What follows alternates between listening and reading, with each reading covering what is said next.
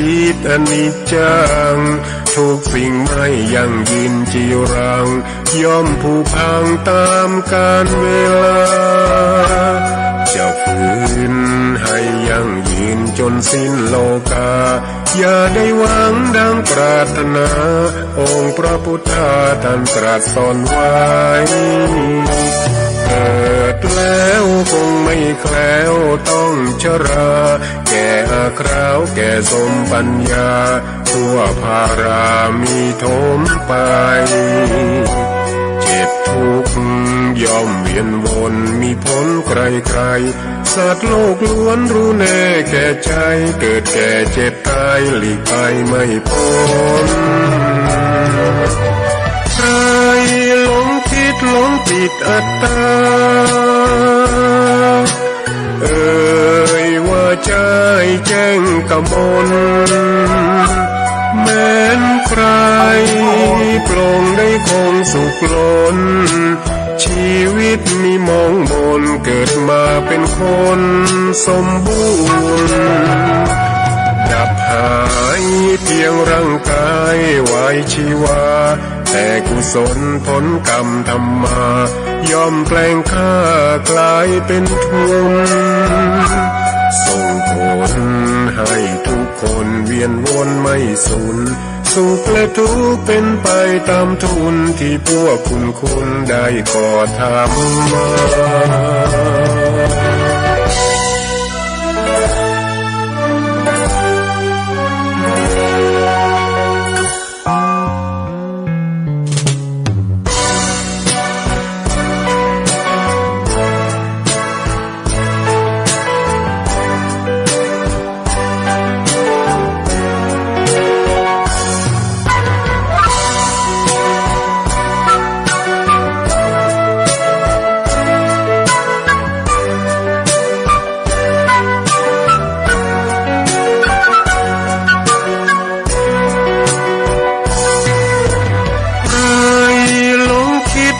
ปิดอัตตาว่าใจแจ้งกมลแม้นใครปลงได้คงสุขล้นชีวิตมีมองมนเกิดมาเป็นคนสมบูรณ์ดับหายเพียงร่างกายไว้ชีวาแต่กุศลผลกรรมธรรมาย่อมแปลงค่ากลายเป็นทุนส่งผลให้ทุกคนเวียนวนไม่สูญสุขและทุกข์เป็นไปตามทุนที่พวกคุณได้ก่อทำมา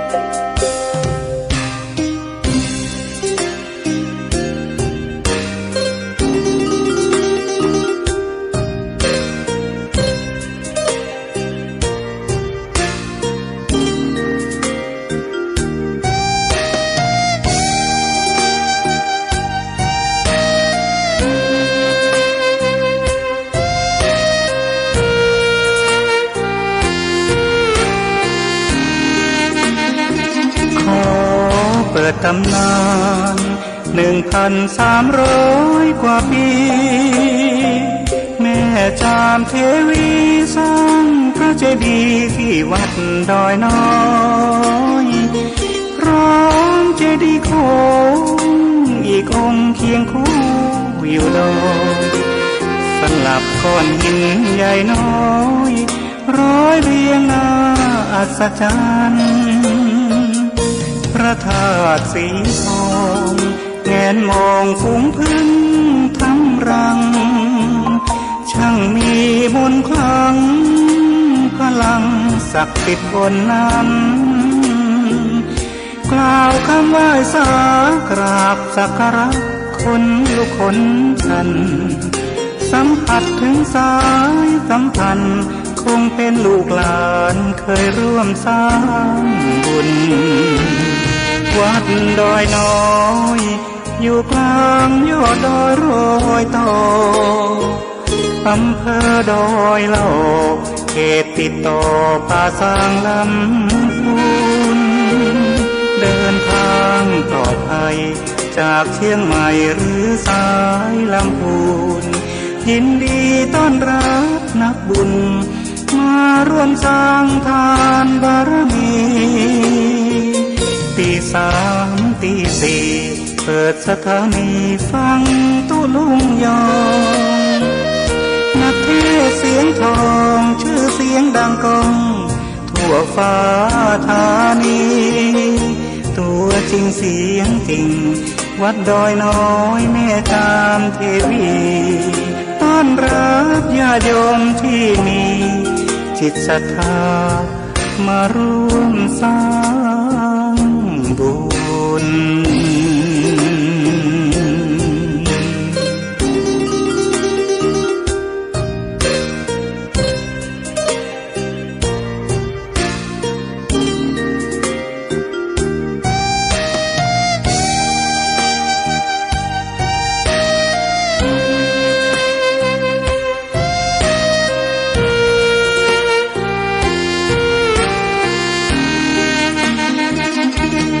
วัดดอยน้อยอยู่กลางยอดดอยโรยต่ออำเภอดอยเหล่าเขตติดต่อป่าสางลำพูนเดินทางปลอดภัยจากเชียงใหม่หรือสายลำพูนยินดีต้อนรับนักบุญมาร่วมสร้างทานบารมีตีสามตีสี่เปิดสถานีฟังตุลุงยองนักเทศเสียงทองชื่อเสียงดังก้องทั่วฟ้าธานีตัวจริงเสียงจริงวัดดอยน้อยแม่ตามเทวีต้อนรับญาติโยมที่มีจิตศรัทธามาร่วมสร้างบุญ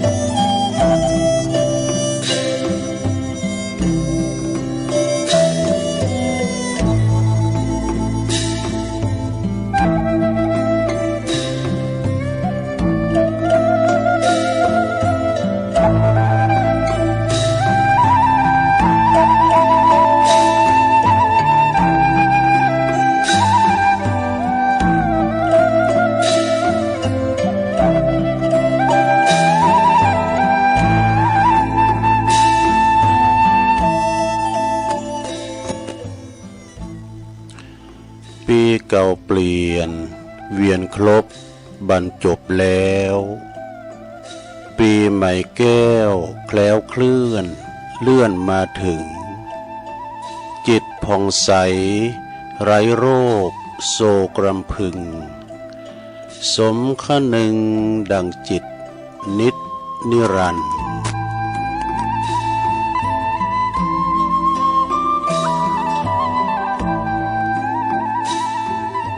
ตื่นเจ้าขึ้นมายิ้มแย้มแจ่มใสทุกโศกโรคภัยหายไปหมดสิ้นก็ขอความนอบน้อมแด่พระรัตนตรัยอันมีพระพุทธพระธรรมพระสงฆ์เป็นสรณะที่พึ่งกราบแนบไต่ไหวสาถวายความเคารพมายังครูบาอาจารย์พระมหาเถรานุเถระ ตันเจ้าคณะพระสังฆาธิการพระภิกษุสามเณรเจ้าจุโตนจุองค์กูวัดวาอารามพร้อมตึงสำนักติภักทรงโดยขอความเจริญในธรรมเจริญปอนมายังบรรดาปออกแม่ออกศรัทธาตันสาธุชนนักศีลนักบุญคุณดีทั้งหลายบ่ว่าจะเป็นปอหลงแม่หลงปอลุงแม่ป่าตั้งปีป่าหน้าเอาศรัทธาตีนจองห้องวัดเท่าแก่หนุ่มกำใจยิงต่างหลายตื่นจืนขืนมาก็มางุมความหาเครื่องหับโทรศัพท์วิทยุก็ดีนะก็มาเปิดฟังรายการนี้เปิ้นต่างชื่อว่ารายการสัพเพเหระปะกินกะ คอนลุงไก่แจ้งรายการเสียงธรรมแสงทองรายการเสียงธรรมแสงทองนี้ดำเนินรายการรับผิดชอบโดยต้นตัวแห่งอาตมาภาพเก่ากระผมตุลุงนันชัยวัฒนาคะเสโนแห่งวัดพระธาตุดอยน้อยตำบลดอยหลออำเภอดอยหลอจังหวัดเชียงใหม่มาปบมาปะกันในยามค่ำคืนดึกดื่นเนาะในขณะที่เปิ้นลับไหลอยู่ในห้วงแห่งความนิทราเปิ้นฝันกันอยู่ยามมกอีเนี่ยเปิ้นลับดีเนาะลับดีฝันดีเป็นอาหารตาแต่ในขณะเดียวกันคุณสวอย่างเฮาตื่นมาแล้วเป็นบันลับบันนอนนี่กะกองหากามาจัดแจงกองหากาอันไก่ขันก็ตื่นมาก็มาฟังแก่งอมแก่เงากันไปเนาะศรัทธา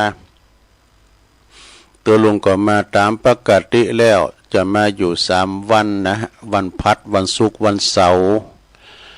มาปบปะกับศรัทธาญาติโยมก่อนน้อมนำเอาสิ่งละอันปันละน้อยนะมาเล่าสู่จู้กันฟังในขณะที่ว่าสวัสดีปีใหม่ด้วยเนอะแฮปปี้นิวเยียร์ก็ผ่านไปละ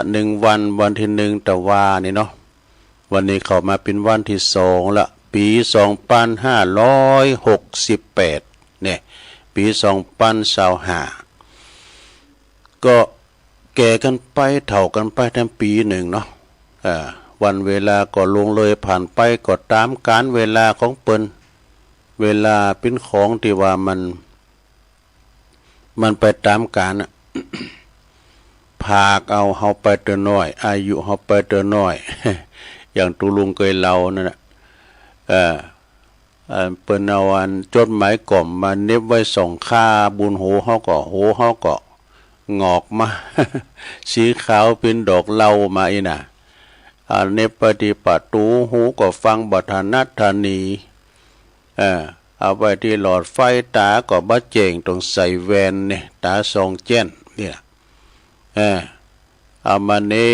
บไว้ที่ป่องเตียนเนี่ยก็เขียวก็หล่นไป เอามาเน็บไว้ที่ฟ้าเนี่ยโอ้ผิวพรรณวันน่ะเมื่อก่อนนี่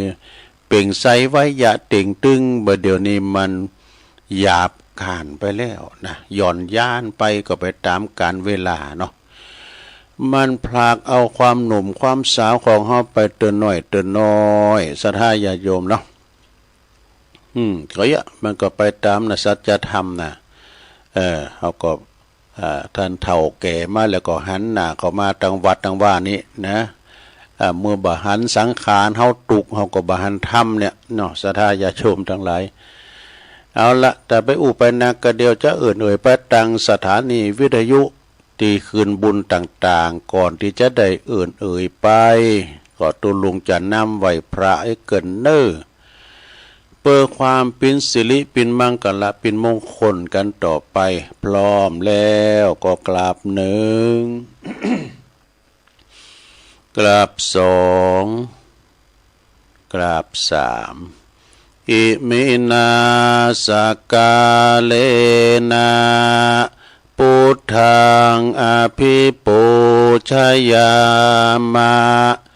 อิมินาสกาเลนะธรรมังอภิปูชยามะอิมินาสกาเลนะสังฆังอภิปูชยามะอะระหังสัมมาสัมพุทโธภควา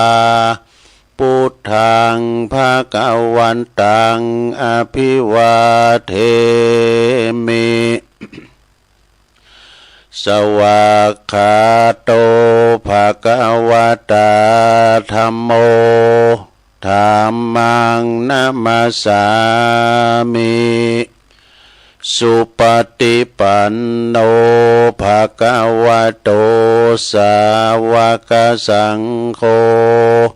สังฆังนะมามินะโมตัสสะภะคะวะโตอะระหะโตสัมมาสัมพุทธัสสะนะโมตัสสะภะคะวะโตอะระหะโตสัมมาสัมพุทธัสสะนะโมตัสสะภะคะวะโตอะระหะโตสัมมาสัมพุทธัสสะอิติปิโสภะคะวะอะระหังสัมมาสัมพุทโธวิจาจารณะสัมปันโนสุขโตโลกวิทูอนุตตโลปุริสธัมมสารถิสัทธาเทวมนุสสานังพุทโธภควติสวากขาโตภควตาธัมโมสันติติโกอากาลิโกเอหิปัสสิโกโอปันนะยิโกปัจจตังเวทิตาโปวินโยเหติสุปฏิปันโนภควโตสาวกสังโฆอุจจุปฏิปันโนภควโตสาวกสังโฆญายะปฏิปันโนภควโตสาวกสังโฆสามิจิปฏิปันโนภควโตสาวกสังโฆญาติตังจัตตาลิปุริสยุคานิอัฏฐปุริสปุคคลาเอสะภะคะวะโตสาวกสังโฆอาหุนายโยปะหุนายโยตักขินายโยอัญจลิกาลนิโยอนุตตลังปุญญเขตังโลกัสสติจะยันโตโปติยามุเลสกายันนังนันทิวัตโนเอวังตวังวิจัยโยโหหิจัยยสุจัยยมังกะเลอัปปลาจิตตปันลังเกสีเสปัทวิปุคะเลอภิเสเกสัปปะพุทธานังอกัปปะโตปโมทัตติ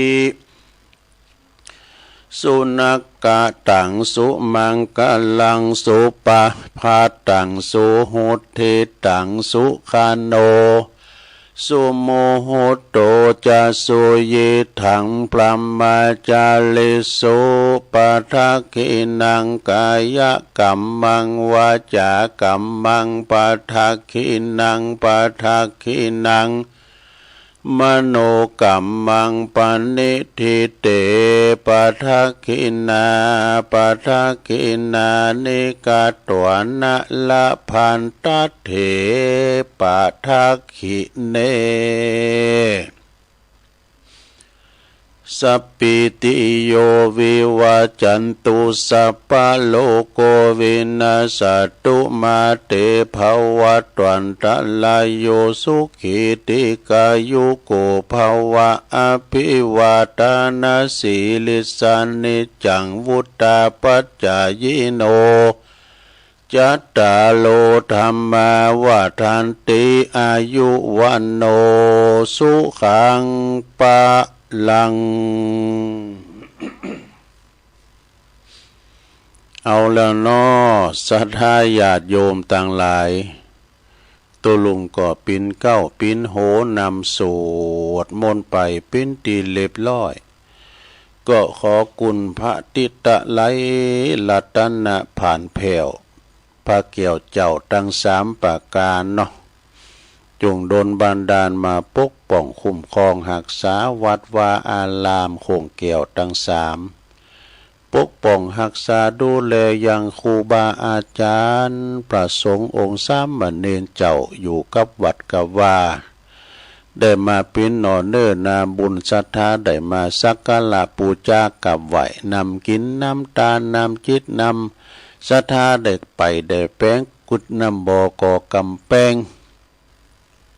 กึดวัดกึดว่านะอยู่ก้ำจูปูชาศาสนากันไปได้ปิ้นตนเมตตาคอยที่จะปัดเคาะเลาะนามปันสินปันป้อนหือปอออกไม่ออกศรัทธาเด้อแล้วก็ปอหลงแม่หลงก็ดีขอหือมีพละกำลังหรือว่ามีสุขภาพพลานามัยแข็งแรงเด้อปิ้นลมโพลมใสของลูกของหลานกันต่อไปตัวลุงก็เป็นกำลังจิตกำลังใจเนอะกับอีปออีแม่ที่เดินเฮินไปไหนมาไหนบ้าใดเนาะก็เอาวิทยุเนี่ยเด้อเป็นกูเป็นกีมไปปอบ้านแม่บ้านก็ดีนะจะขับรถขับเรือขับรถขับเลาะขับรถขับล่าเนาะออกคุ้มออกโหก็มีสติก่อนสตาร์ทรถมันหนักมันหลายพอไต่พอเนื้อก่อนนะขอเดินทางเขี่ยวขาดปลอดภัยทั้งขาไปและทั้งขากลับเน้อเอาละตอนนี้ไปอื่นเปิดตั้งคืนบุญต่างๆกันเน้อคืนบุญต่างๆก็คือสถานีวิทยุในเครือข่ายที่เปิดหับสัญญาณรายการธรรมะทรงเวลาตั้งแต่ตี3 ถึง 5 โมงดังต่อไปนี้เน้อขอขอบคุณสถานีวิทยุคืนพระพุทธศาสนาการศึกษาและวัฒนธรรมของวัดฝายหินเนอร์ตำบลสุเตปอำเภอเมืองเชียงใหม่ FM 104.50 เมกะเฮิรตซ์เนอร์โดยเมตตาบารมีธรรมอาจารย์พระครูสมุวิสุวัฒน์วรกิจโจองค์ขลุงในเมืองก็ฟังกันไปแล้วขอบคุณสถานีวิทยุคณะสงฆ์อำเภอฝางตั้งอยู่ที่วัดพระพุทธบาทอุดมนำบ่อสาวาสำนักวิปัสสนา FM 100.25 เมกะเฮิรตซ์โดยเมตตาบารมีธรรมหลวงพ่อพระครูสุจิตานุรักษ์หลวงพ่อใหญ่เจ้าคณะอำเภอฝางเด้อพี่น้องฟังไม่อายใส่ประการก็ฟังกันลงกันหลายเนาะขอบคุณตุปีสุเทพเดินเด้อที่เปิ้นได้คอยควบคุมตังวิทยุโดยขอบคุณสถานีวิทยุแดนดินถิ่นล้านนาตั้งอยู่ที่บ้านโฮงโงตำบลนำบ่อหลวงอำเภอสันปัดตองเนอ FM 103.50 เมกะเฮิรตซ์โดยคุณรุจิสมบัติเงาคำนะอันนี้ก็คืนดังไปไกลขอบคุณสถานีวิทยุขึ้นธรรมะของชุมชนวัดห้วยตองซักเนอตำบลขวงเปาอำเภอจอมตองนะ FM 98.75 เมกะเฮิรตซ์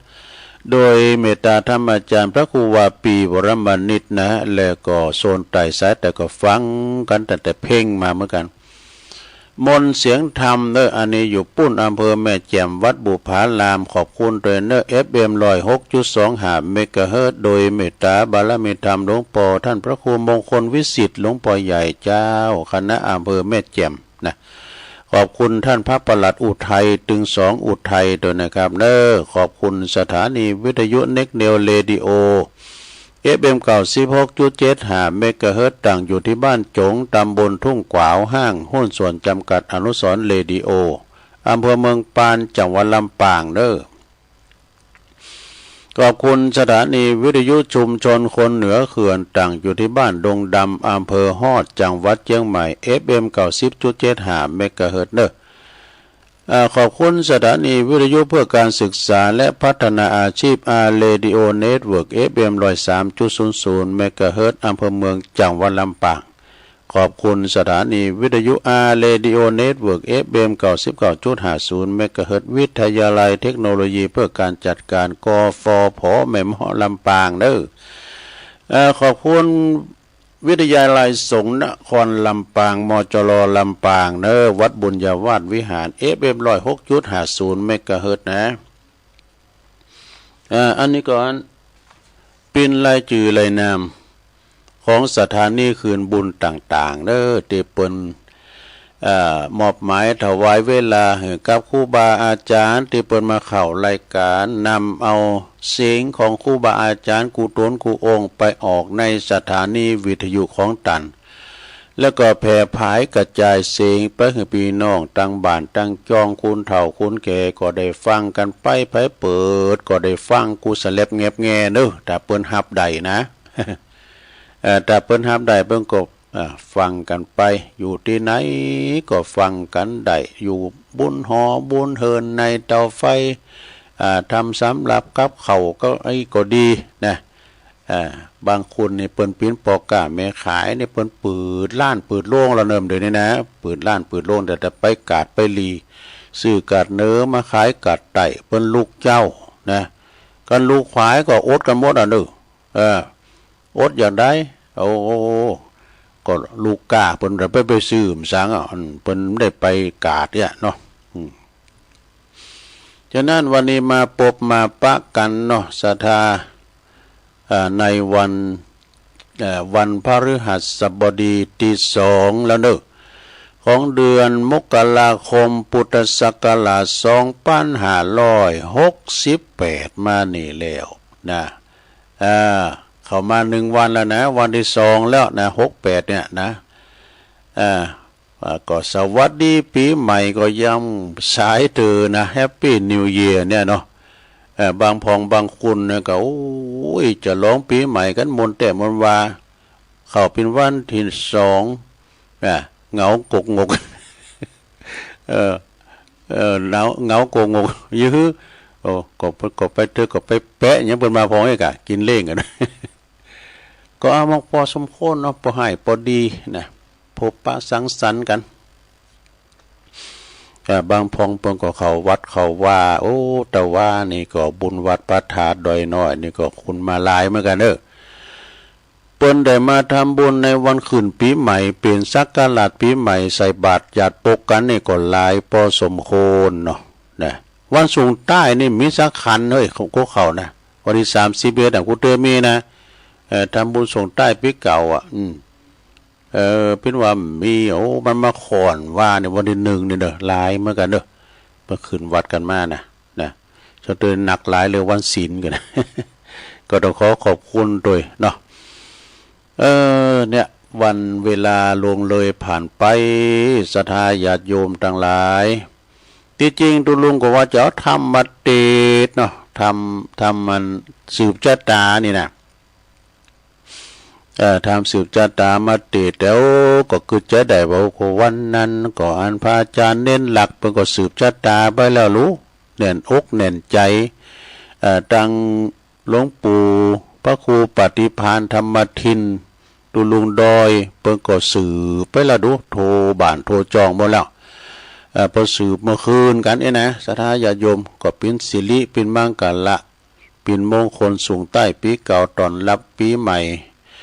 แต่ตุลุงก็จะเตียอยู่ชั่วโมงที่2นะเป็นทำกล่อมเนาะทำกล่อมทำยอยนี่กะแต่ตอนนี้ก็จะเอาน้อมนำเอาหนังสือนะที่ได้รับความเมตตาจากอาจารย์ท่านพระมหาประสิทธิ์ธรรมาภินันโทปรริยนธรรม8ประโยคเจ้าอาวาสวัดจ้างกำนะตำบลมะกอกอำเภอป่าซางนี่เปิ้นมอบหมายถวายมา แล้วก่อนหนังสือของปกำนันสันติสุขชัยวงศ์นะไปประพฤติวัดปฏิบัติธรรมเข้ากรรมกันที่วัดโบสถ์น้ำดิบเปิ้นก็มอบหมายถวายตรงมาหลิมหนึ่งต้องขอบคุณปกำนันสันติสุขชัยวงศ์เนาะน้องผ่าขาวเปิ้นก็ไปเข้ากรรมด้วยกันหลายตีนะมันเป็นหนังสือที่ว่าหลายอย่างนะรวมเขานี่เปิ้นเขาหลิมมาเรียบร้อยเหมือนกับของปครูอาจารย์ศรีโนนแก้วสุกกะ ไปเข้ากรรมที่ดงนิมิตเปิ้นก็มอบหมายถวายมาอันนี้มาเข้ากรรมที่วัดโบสถ์น้ำดิบปกำนันก็ถวายมาเปิ้นเรื่องหลายอย่างนะบุตรกันเดียวถ้ามีเวลาพอจะเรื่องเพศเปรตตั้งหลายนี่ เปรตที่เปิ้นตายไปแล้วไปทะลงเป็นเปรตตะวิสัยเป็นเปรตนะปากเตาหูคิมไก่นะก่อนอื่นเอาเรื่องบุญมาฝากก่อนเนาะเรื่องบุญมาฝากก่อนบุญนี่เป็นจะใด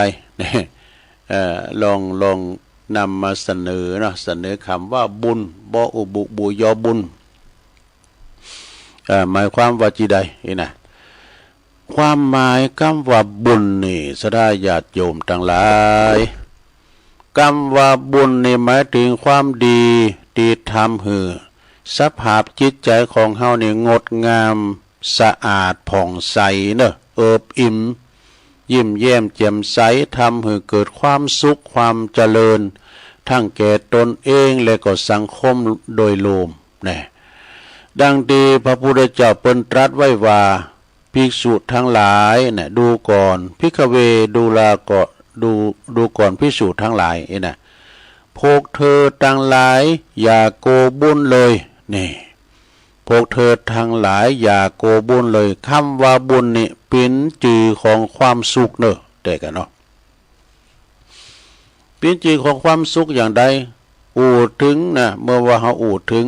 การทำบุญนี่สดาโดยคนโดยโทรไปก็มักจะนึกถึงการหือวัตถุสิ่งของเป็นหลักนะที่ไปประเคนก็นะเพราะว่าเป็นสิ่งตีเป็นรูปธรรมนะสามารถพอหันแล้วก็จับต้องได้แต่ความเป็นจริงแล้วการทำบุญบ่จำเป็นที่จะต้องใจวัตถุสิ่งของเสมอไปเป็นเงินเป็นคำเสมอไปอย่างอื่นก็ได้ดูนะการหือวัตถุสิ่งของนี่เป็นเพียงหนึ่งในวิธีของการทำบุญโดยวิธีอื่นๆเท่านั้นเองนี่ก็ขึ้นอยู่กับความสะดวกที่จะทำบุญตามความเหมาะสมแก่โอกาสเนาะการทำบุญก็เป็นว่าการหือน้ำใจน่ะแก่เปินมนุษย์สังคมการแล้วก็สรรพสัตว์ทั้งหลายนี่เขาแผ่เมตตาเนาะการที่เขาหือน้ำจิตน้ำใจปันน้ำจิตน้ำใจหือแก่มนุษย์โดยทั่วไปของในส่วนร่วมแล้วก็สัมพสัตว์ก็ดีก็เป็นบุญเช่นกันนี่เป็นบุญเหมือนกันสดาญาติโยมทั้งหลายก็เป็นบุญเช่นกันหากว่าเฮานี่บ่มีเงินบ่มีทองวัตถุสิ่งของที่จะหือแต่ว่าเฮานี่หือน้ำใจนี่น้ำบ่อน้ำคลองยังเป็นรองน้ำใจเนี่ยน้ำใจเนี่ยน้ำจำเพราะว่าน้ำใสใจจริงมีน้ำจิตน้ำใจโดยการมีน้ำใจด้วยความคิดการกระทำและก็คำพูดนี่ที่แสดงความอ่อนโยนเฟื้ออาทรต่อเปินมนุษย์จนประวัติตลอดจนการแนะนำสั่งสอนให้เขาได้มีหลักในการดำเนินชีวิตให้ถูกต้องดีงามก็จัดเป็นการทำบุญเช่นกันแนะนำเพิ่นไปทางดีนะเพิ่นได้เปลี่ยนวิถีชีวิตนะไปทางดีอันนี้ก็เป็นบุญเหมือนกันนะบุญจึงบัดใจเพียงเลิงของวัตถุหากแต่เป็นเลิงของจิตใจโดยการเลิมคือความโหซึกที่ดีแก่คนอื่นนั่นเองนี่เฮียสดา แล้วเพิ่นก็ว่าบุญกับกุศลนี่มันคือจะมาด้วยกัน บุญกับกุศลเนี่ยหมายถึงอย่างใดนะเพิ่นก็ขึ้นว่าอีทั้งหมด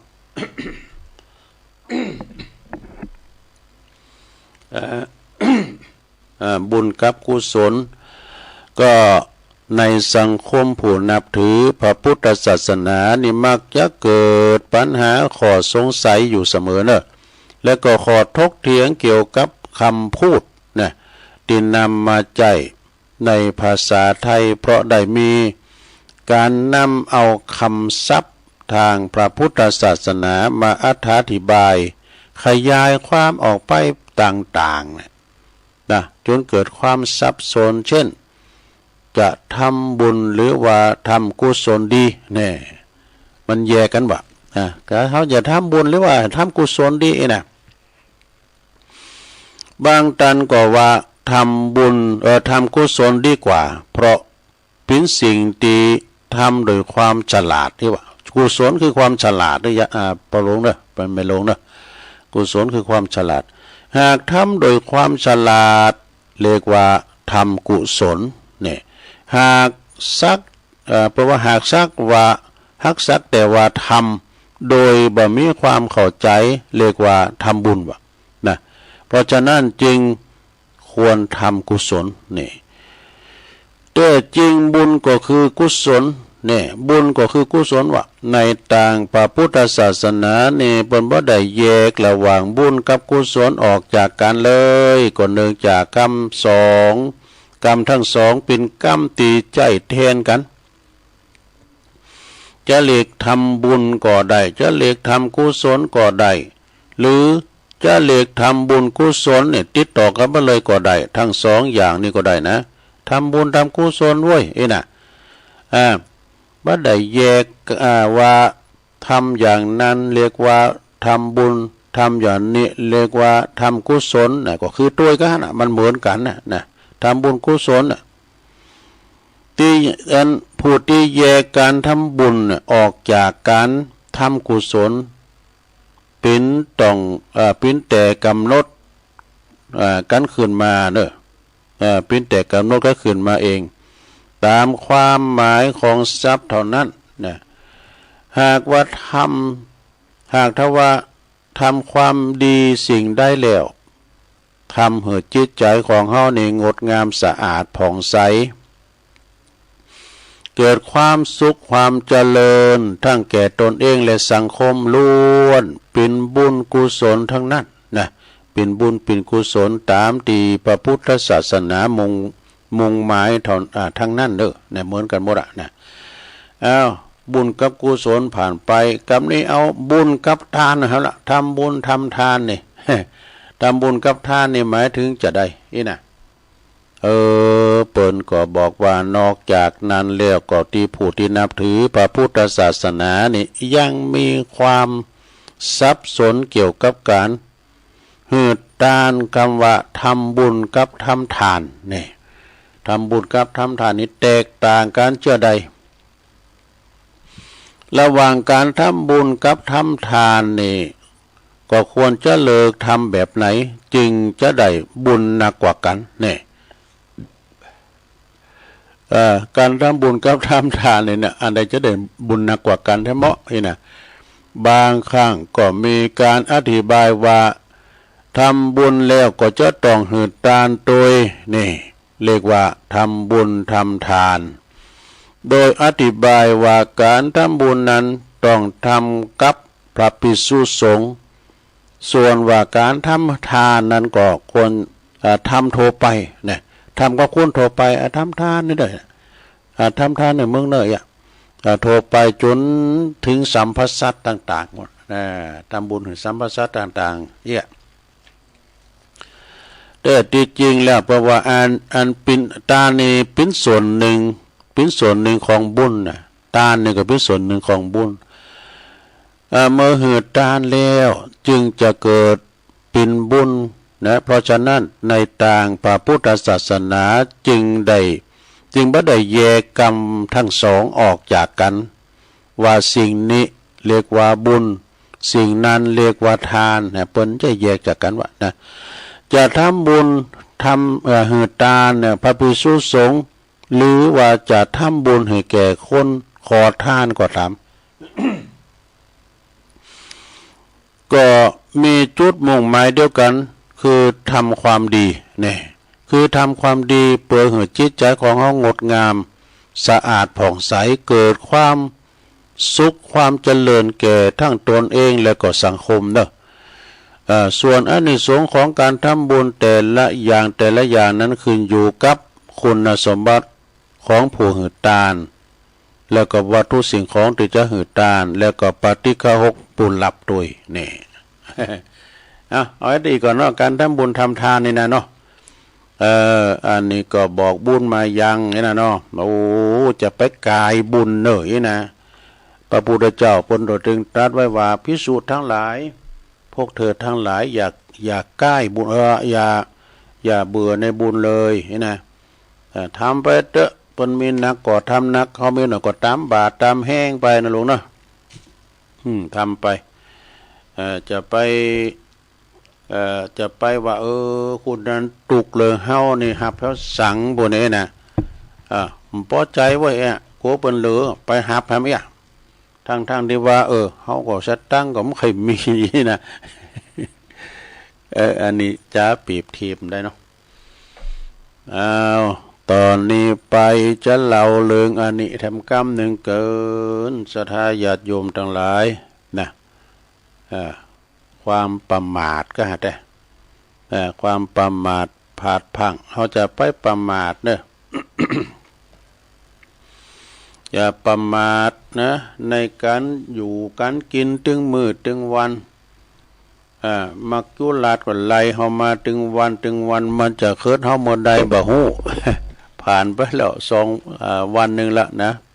ปีใหม่เนี่ยไม่ประมาทนะไม่ประมาทเพราะว่าอย่าประมาทยังกูสิ่งกูอย่างนะเพราะว่าไม่ประมาทในชีวิตนะเราจะไปประมาทโม้เมาในชีวิตของเฮานะชีวิตของเพราะว่าชีวิตเป็นของน้อยถูกชราครอบงำหรือว่าไล่มาตลอดเวลานะชีวิตไม่ควรประมาทอย่าประมาทในชีวิตแล้วก็อย่าประมาทไม่ประมาทในจิตสังขารนี่ในจิตสังขารของเขามันลงเลยผ่านไปมันก็กันว่าอายุ50-60กลางคุณมาแล้วนะมันก็หูมีหูมอมาเกยอันดีดพื้นเนาะขึ้นห้วยลุงดอยนี่เต้าขึ้นดอยปิ้นมอนนี่นะกำลังเฮามาก็ทดถอยไปเหมือนกันก็เหมือนกับเครื่องยนต์เนี่ยเนาะสราเนาะเฮาใจมันมามึนรถยนต์ไปยาหูไถน้ำมันเครื่องเปลี่ยนล้อเปลี่ยนยางเปลี่ยนหยังคุณเฮาก็เหมือนกันน่ะเดี๋ยวนี้เพิ่นเปลี่ยนได้หมดเปลี่ยนใจเปลี่ยนหัวใจก็ได้เปลี่ยนตับเปลี่ยนไตเปลี่ยนอวัยวะก็ได้นะสราอย่าประมาทในสังขารนะว่าเฮายังหนุ่มยังแน่นอยู่นะเฮายังหนุ่มยังแน่นอยู่ประมาทในวัยคือความเสื่อมสังขารมันก็เสื่อมไปถึงวันเจ็บโหโมตาก็มาครอบงำก่อนเฮาก็ว่าเคยไปหงยุกหงยาไปว่าเด้อมันถึงวัยมันเข้ามันมาดึงเข้าหงยานะหมอนหนัดพองกายนะสดาต่อไปไม่ประมาทในจิตสังขารเนาะอันนี้ผ่านไปต่อไปไม่ประมาทในหน้าที่การงานในหน้าที่การงานเราก็จะไปประมาทนะต้องเคารพในหน้าที่การงานเราทำอาชีพอย่างเนี่ยเราจะไปประมาทการงานของเราเนี่ยบางทีนี่เราประมาทในการในงานไปทำงานเนี่ยสมมติว่าไปทำงานเป็นกินเงินเดือนเนาะไปถึงวันกันประมาทเนี่ยวันนี้ขี้ข้านมาไปไว้น่ะเท็ดกัน2-3 วันเปิ่นไหลออกเฮอย่าประมาทในหน้าที่การงานคุณเฮานี่มันต้องทำงานนะทำงานเพราะว่าไปในไปนอกตุเจ้าเพื่อก่อทำงานของหน้าที่ของไผของมันไปนะธรรมะก็คือหน้าที่นะ ต่อไปอย่าประมาทไม่ประมาทในการบริหารคนในการบริหารคนนี่ก็เหมือนกันเนอะจะไปประมาทนะสดาญาติโยมอย่าประมาทในการกุศลทำบุญกุศลเนี่ยโอ้เฮายังหนุ่มยังแน่นเนี่ยไปเด้อวัดไอ้น่ะได้ทำบุญทำทานยังสักอย่างมักจุลาดมันว่านี่ก็เวลามันปะเฮามันเตียวมันไหลเนื้อเนาะมันโคตรเฮามันกราบเฮาไปยุ่นไหน เลยเฮาเลยเสียโอกาสบ่ได้ทำบุญทำกุศลบ่ได้สอหาปาทะยังเข้าหอไว้สกรรมนี่นะประมาทในกุศลทำเตออีกแล้วก็ไม่ประมาทในจิตของตนก่อนตายนี่เนี่ยเปิดว่าเตรียมตัวก่อนตายเกียมกายก่อนแต่ง เกียมน้ำก่อนแล่งเกียมแบงก่อนเดินทางอันนี้เอามาเสนอเนี่ยนำเสนอนะทฤษฎีบัวพ้นน้ำก็ของอาจารย์มหาประสิทธิ์ธรรมาภินันโทเหมือนกันเด้อหันว่าเป็นสาระสำคัญมันก็เอามามาจ๋าให้ศรัทธาได้ฟังกันเนาะอันนี้ต่อไปอันนี้เป็นของปกำนันสันติสุขชัยวงศ์ปนเขาหลิมมาเรื่องเปรตเนอะผีเพรตเนี่ยมันก่อนฮะว่าโอ้ผีเพรตเนี่ยมันจะโตสูงเลยนะ มันโตสูงมือมันเตาใบตาลเนี่ยมันสูงเตาเก่าตาลมืออย่างใบตาลปากเตาหูคิมไอ้บะ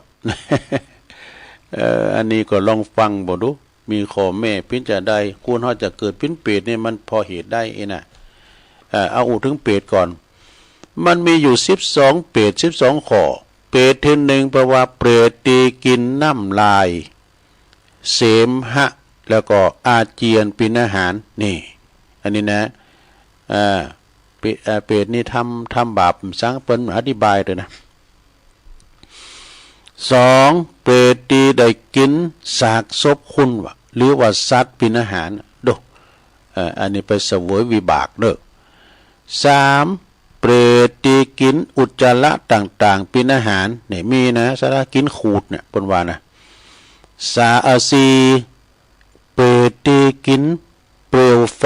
ลุกอยู่ในปากเสมอวะดูโอ้กินไฟเขามีนะเปรตเนี่ยเนาะแล้วก็เปรตที่5นี่เปรตที่มีปากเท่ารูเข็มนี่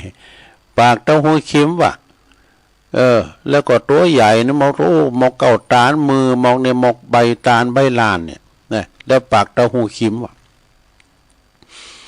เปรตที่6นี่เปรตที่ถูกตัณหาเบียดเบียนทำหือหิวเข่าหิวน้ำอยู่เสมอวะนะหิวอยู่ไหนก็ห้องหิวอ่ะนะหิวแล้วก็กินข้าวก็ได้ตัวน้อยปากตะหูคิม ข้อที่7เปรตที่มีตัวดำนะเหมือนกับตอไม้ที่โดนเผาไฟตอไม้ที่ตายแล้วเนาะที่มันโดนเผามันดำเพศตัวดำไม่ได้เนาะเพศตัวดำเพศตัวที่8นี่เปรตที่มีเล็บมือเล็บเท้ายาวแล้วก็คุมเหมือนกับมีดว่ะเล็บตีนเล็บมือมันแดดนี่เนาะแล้วก็คุมเหมือนมีดว่ะดูแล้วก็เปรตที่เก่า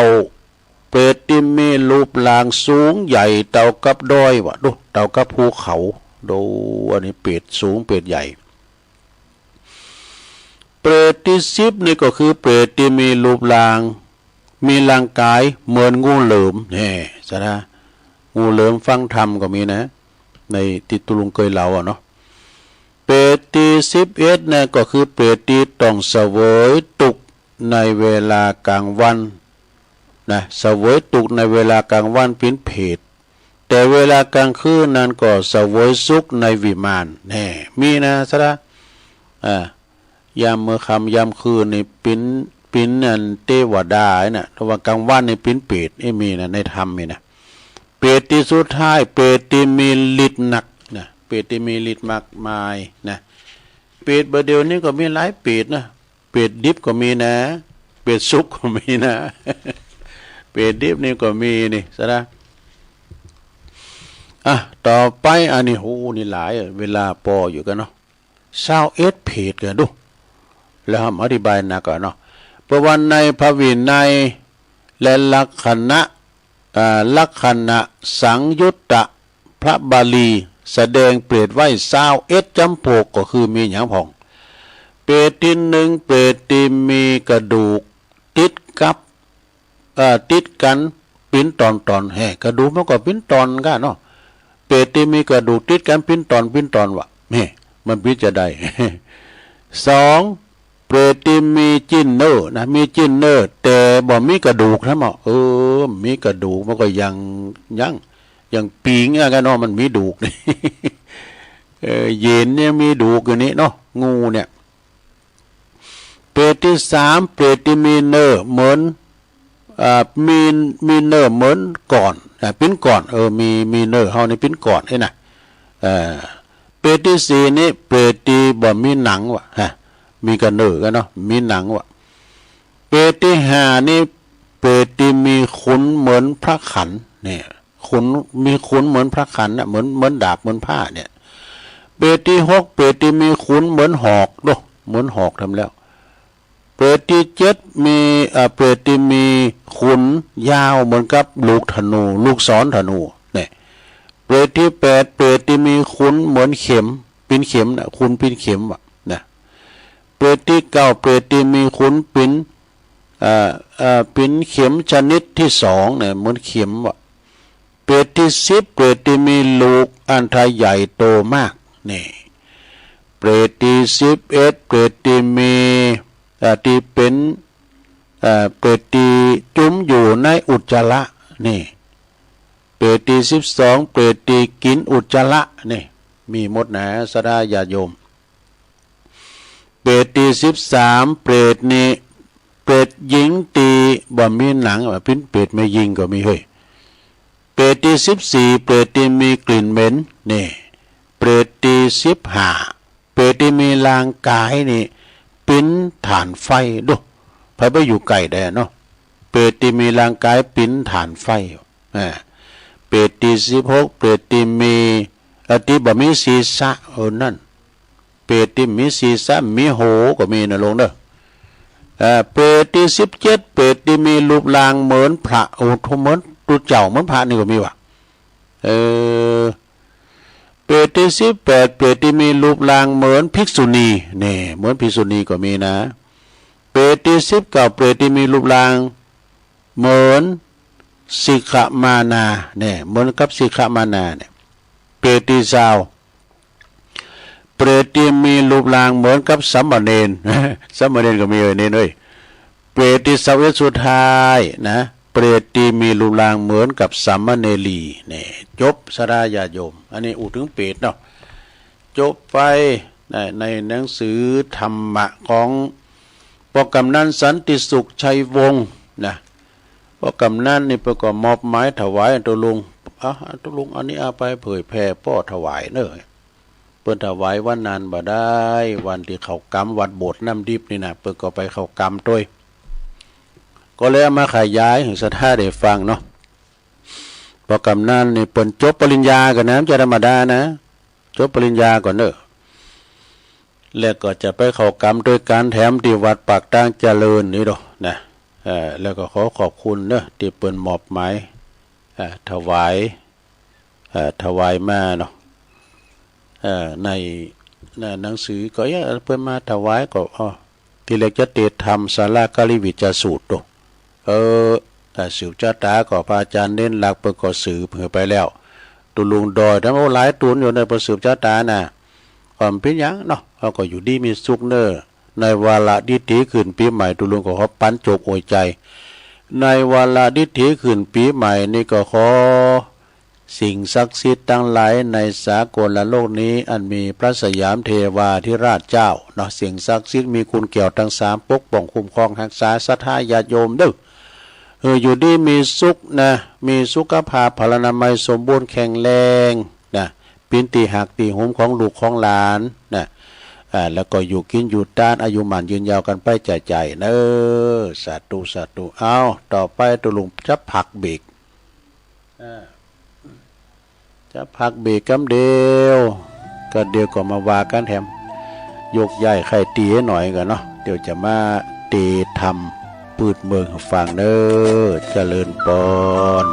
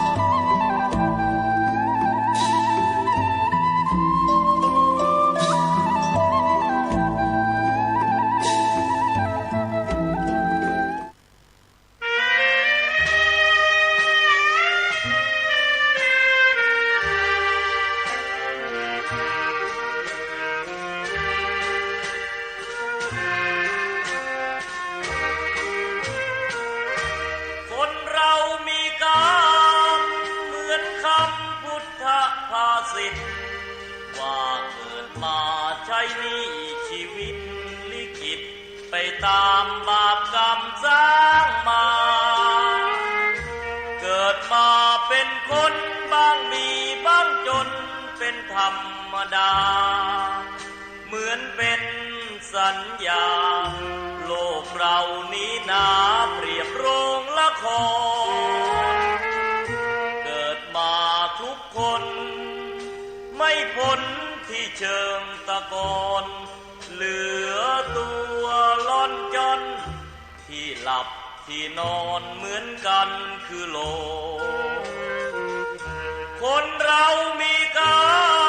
มต้องทำกุศลไว้บ้างเพื่อแบ่งเบาหนี้บาปตามล้างคิดสร้างแต่บุญเป็นทุนเชื่อมโยงอย่าหยิบอย่าช่วยหาทางร่ำรวยด้วยการกินโกงแม้นตายเข้าลงบาปกรรมเพราะโกงติดตามเรื่อยไปถึงเป็นเศรษฐีมั่งมีเงินทองเพียงใดหมดลมแล้วไม่อาจนำเงินไปได้เลยสักคนเวรกรรมตามทันเห็นกันด้วยตาก็บ่อยเข้าอยู่ในคุกไม่ใช่น้อยไม่ค่อยจดจำในความทุกข์ทนสวรรค์ในอกและมีนรกในดวงกมลขอเตือนทุกคนว่ามีหรือจนไม่เห็นสำคัญหมดลมหายใจแล้วไปนอนเรียงเคียงกันที่ป่าช้านั้นไม่พ้นมือฉันพวกสัพพะเลอ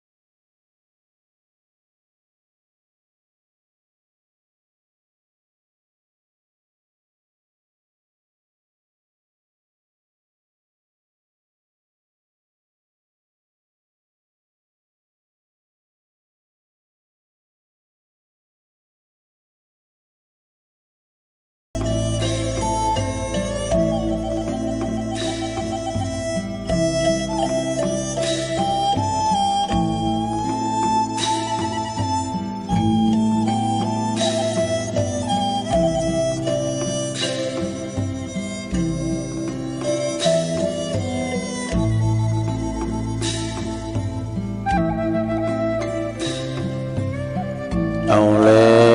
วศรัทธาญาติโยมทั้งหลาย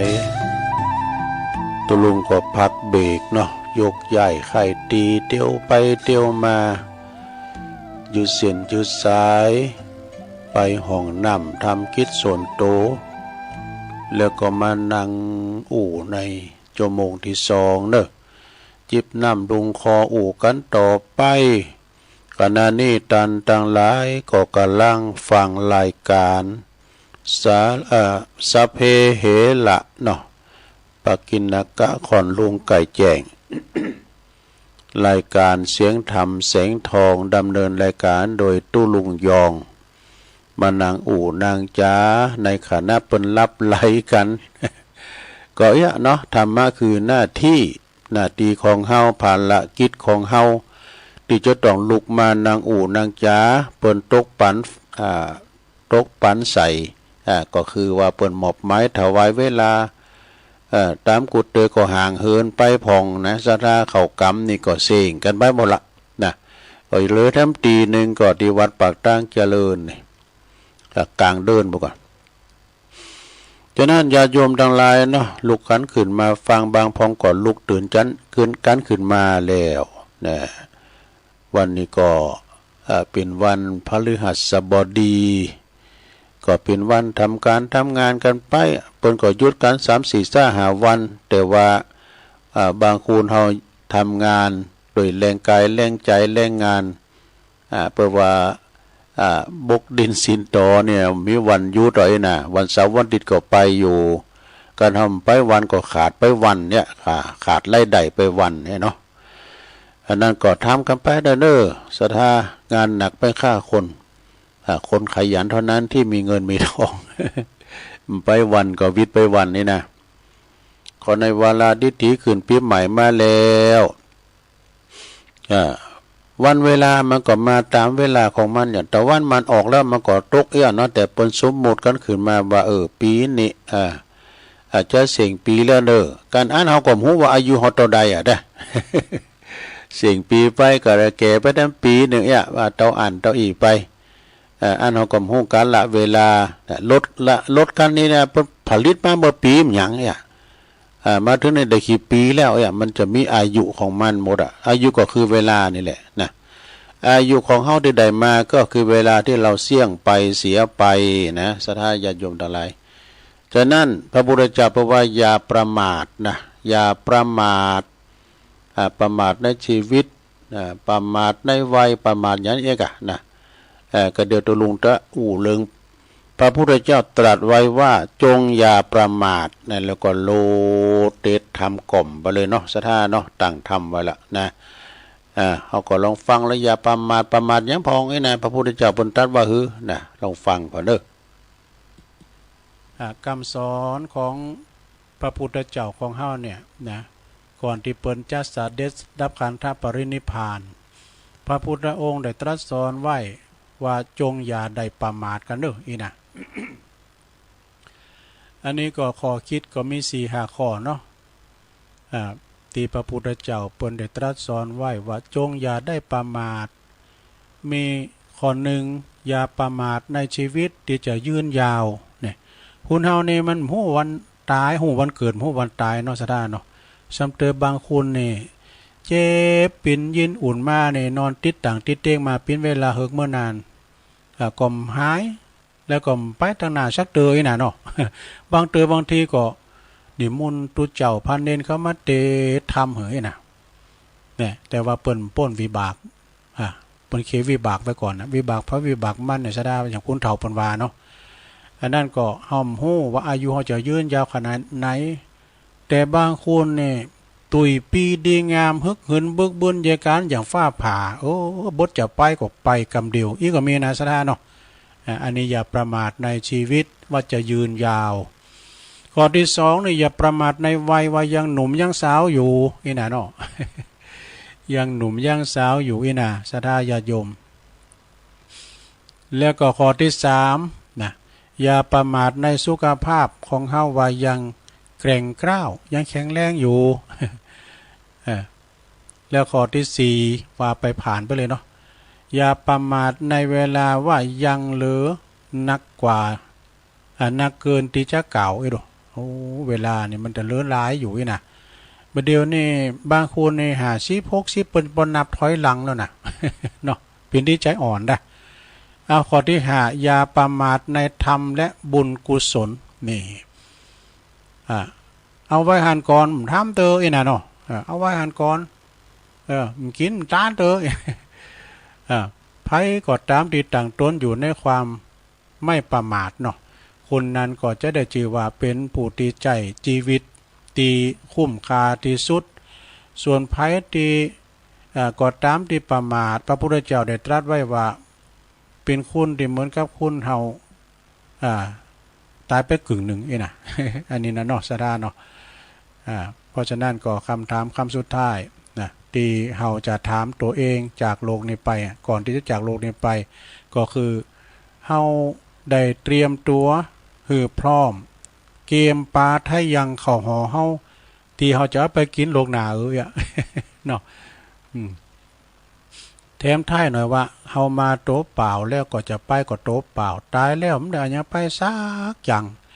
ตายแล้วไปไหนนะแล้วเฮาเกิดมาทำไมเกิดมาเพื่ออะไรเกิดมาแล้วสร้างบุญไหมเนาะอันนี้ก็เป็นคติธรรมแถมอย่างหนึ่งเด้อศรัทธาเด้อเอาละคติธรรมจบไปอย่างหนึ่งวันนี้ก็น้อมนำเอาพระธรรมเทศนาอย่างที่ว่านะทำกล่อมเนาะทำกล่อมก็คือมันยาวเอามาเทศเอาอานิสงส์ให้ศรัทธาได้ฟังกันเด้อศรัทธาเด้อนำธรรมคำสอนขององค์พระสัมมาสัมพุทธเจ้ามีนักนาป้าป่านมีถึง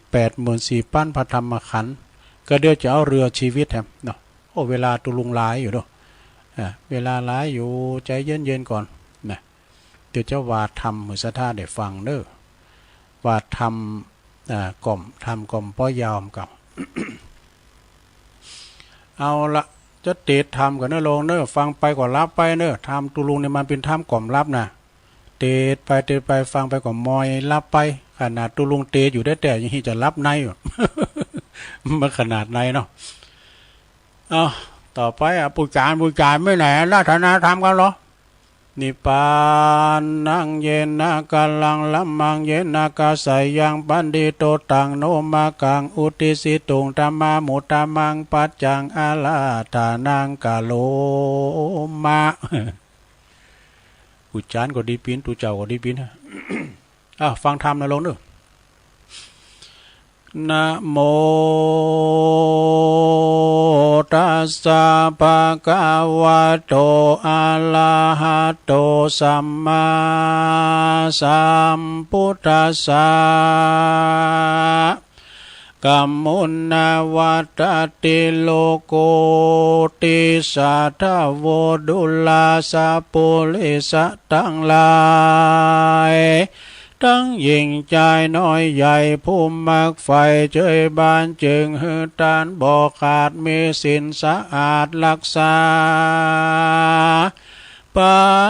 กันมามวลหมู่พร้อมนายอยู่ฟังดำอย่าจากกรรมใหญ่น้อยกรรมเป็นกรรมถอยสาธานะจักเสียการปางเป่าเต้ามาเฝ้าตุ่มได้คนยิ่งใจอยู่ไกลจักเดือดไม่แก่นใจเราจะไขบอกกล่าวให้รู้ข่าวขี้ยาถึงการนาในโลกมีว่ามีสุขทุกโศกสูญการพ่องก็มีสุขอันนั้นข้ามเจ้าพ่องก็มาทุกโศกเศร้าเครื่องขี่ร้ายและดีนิสัยก็มีกับโลกไตนานมามี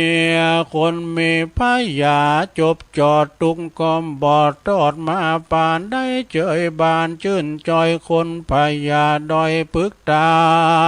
น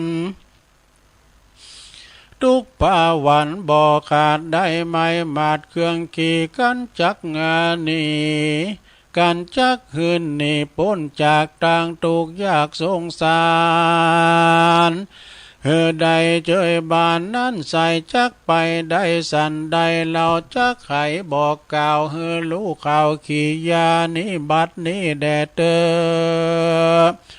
ศรัทธาอันว่าสัพพัญญูปาพุทธเจ้าได้เทศนาเล่าเป็นคาถาว่ากรรมุนาวัตติโลโกดังนี้ขายเก่าจี้เป็นไม้ว่าสัตว์โลกต่างหลายมวลหมู่ย่อมเป็นไปตามกรรมภัยมันพ้องก่อมมาสุขคืนวันค่ำเจ้าบ่ได้โศกเศร้าเครื่องกาผาฐานน้ำมักไฟหรือใครใดอันใดก็สมใจกู้เจือดังไฟเอื้อใจไม้โรคาหลายพายาติก็บ่มาปาดอินทรีย์ลูกหลานมีใหญ่น้อยก็มาสอนอยู่ถอยฟังกรรมมาบ่มัวดำกายหยาบบอกกะทำบาปกับตนจุมหลังคนนั้นใส่สอนกรรมสร้างกรรมไว้ลายลามกรรมสันนองตามตอบสายได้ตกไล่เครื่องกาอันนาถายากไล่หาเลี้ยงได้ตามพานะแอวขอตานเลี้ยงตองทุกโศกซองเครื่องขี่เปียที่มีก็มีบ่ขาดยาก็บ่อาจจักหายพ้องก็ตายแต่น้อยพ้องก็กากาดก้อยยามจะลาตามกรรมมาปามาตอบสายได้หลายและดีสัตว์โลกีน้อยใหญ่บ่เว้นไว้ตั้งตายย่อมจักวำวายมวยม้างบอลหล่อข้างคนใดอันจักงัดตายเลี้ยวไว้หรือจะตามกรรมตอบตาด้วยตานะกรรมเป็นพันเผาวเจือบใดไฟเอื้อนำมากรรมนั้นใส่จักเกิดขึ้นได้มาเอาคือกายาเฮาเป็นเก้าวาจาเล่าเป็นสองจิตใจปองเก่าจีสามประการนี้เป็นหมายกรรมต่างหลายน้อยมากย่อมมาจากเจตนาดังพระพุทธาทิวายตรัสเทศนาไว้โอวาทว่าเป็นบทบาทคาถาว่าเจตนาหังภิกขเวกัมมังวัฏามิดังนี้ภิกขเวดุลาภิกขุทั้งหลายอันว่ากรรมนั้นหมายกล่าวแก่คือหากได้แก่การกระทำบุญและบาปกรรมนั้นใส่จักสำเร็จใดด้วยใจกรรมนำมากรรมจักนำไปเป็นเหตุให้ไปสู่เขตสถานนั้นแหละนะดังคนนั้นหนุ่มเจ้าใจบ่เศร้าเจยบานใดหือตานบ่ขาดมีศีลสะอาดรักษาภาวนาคำเจ้าบ่บาปเศร้าเววนย่อมมาเมื่อยามเมื่อตนก้อยฆ่าชีวิตขาดตาจากตายบุญทั้งหลายสร้างไว้ก็จักผากดไว้ได้เล็งหันจิตพันจิตไปพันไปสู่ยังที่อยู่กเกษมสีได้สวัสดีชื่นจอยในภาษาซอยเมืองสวรรค์แลนาอันว่าบาปกรรมนั้นใส่ภัยสร้างไว้ลายลามย่อมมาตามคืนครอบสนองตอบด้วยไปบ่เลี้ยวไว้ก็จะตามกันละกว่าภัยมานะจักด้วยตันตอบใส่ได้ร้ายและดีกันคนบุญมีนั่นเราตุกคำเจ้าเจยบาน การสร้างบาปหานั้นโสดย่อมมีทุกโทษเครื่องกาจุมศรัทธามวลหมู่อันนั่งอยู่ฟังธรรมอย่ากระทำกรรมตั้งบาปจุงหือมันหาบตั้งดีสินธรรมเมอย่าได้ขาดอย่าได้ประมาทลาสาการว่ามรณามวยมั่งจากโลกกว้างเมืองคนย่อมได้เอาตนไปเกิดที่ผาเสดเกษมใจดังพาธนาในกึดถอยหมอกกาคาดก้อยไก่กาขอศรัทธามวลหมู่จุงได้อยู่เจยบานโลกาหันพยาธิอย่าได้มาปาดอินทรีย์อายุมีเตี้ยงเตา วันนั้นเล่าโสภาอย่าได้กล้าคาดก้อยจูใหญ่น้อยใจยิงแดดเตือนเนติตังกิยาสั่งวันนั้นนาวิเศษจาห้องเหตุทำกฎแห่งกรรมก็บังกลมโสมเลสเด็จเลี้ยวเท่านี้ก่อนแลสาธุสาธุสาธุจบลงไปศรัทธาญาติโยมทั้งหลายทำกล่อมไม่อย่าลงเอ้ยทำกล่อมก็คือมันทำใบยาวอ่ะนะฉบับกระเป๋า ฉบับถุงยามทำกล่อมได้ว่าใส่ถุงยามไปอันเนาะแต่ทำยาวนี่มันจะเขินออกมาตั้งนอกถุงยามตัวเจ้านี่ศรัทธาก็ได้ติดจบไปเนอมรดกธรรมวันพุกตุลุงกดจะเสาะมาวาแถมไม่นะอ่านนิดหน่อยมีรายชื่อนะพระพิจเจ้าภาพนี่นายสมนึกบางสินธุนี่ไปเข้ากรรมวัดโบสถ์ทำดีแต่บางสินธุก่อนหนักเหมือนกันเนอะเปิ้นทำบุญกันนี่นะประกอบปูจากันเตตุลุง100 บาทยินดีนะไอ้สมนึกเด้อ สมนึกบางสินธุแล้วก็มีแม่จันเกี่ยวใจเลินพี่น้องบ้านห้วยอ้อเด้อก็มาทำบุญแล้วก็รวมทำบุญตุลุงซองหนึ่งนะขอบคุณเด้อแม่จันเกี่ยวแม่จันเกี่ยวก็เกือบ80แล้วก็เนาะแข็งแรงดีอันนี้เป็นไผนะบ่บำรุงอินเทอร์เน็ตตุลุงไว้นะจะเป็นไผหมดน่ะแล้วก็อันนี้ปหลงสีบุญศรีนะปหลงบุญศรีปหลงหยดและไม่ลงปั้นปัญญาพี่น้องตาโจกเนอหมู่10ตำบลดอยหล่ออำเภอดอยหล่อปักกันที่วัดดุงหลงตะวาเปิ้นไปถวายเพลเนาะก็หอมมา1 2ขอบคุณเนอะเอาปอนตึงหลงตึงหลายนะหลงเนอะเอาปอนกันตึงหลงตึงหลายก่อนปอนธรรมสัพพิติโยวิวาจันตุสัพพะโลโกวินาศตุมาเต ภวัตวันตรายโยสุขีติคายุโกภวะอภิวา ตานาสีลิสานิจังวุตตาปัจจายโนจัตตาโลธรรมาวาทันติอายุวันโนสุขังปะลังเอาแล้ว จบลงไปทำก็จบลงไปเนาะเป็นมรดกธรรมศรัทธาได้ฟังจุมอกจุมใจกันไปหับศีลหาปอนกันไปปินตีเรียบร้อยตอนนี้ไปก็เอาข้อคิดในต่างอินตาลเน็ตมาว่าให้หน่อยหนึ่งชีวิตนี้บ่มีกรรมวันแน่นอนเนอะศรัทธาชีวิตของคุณเฮานะไม่มีคำว่าแน่นอนบ่มีภัยฮู้ว่าวันพรุ่งนี้พรุ่งนี้จะเกิดอะไรขึ้นเนี่ย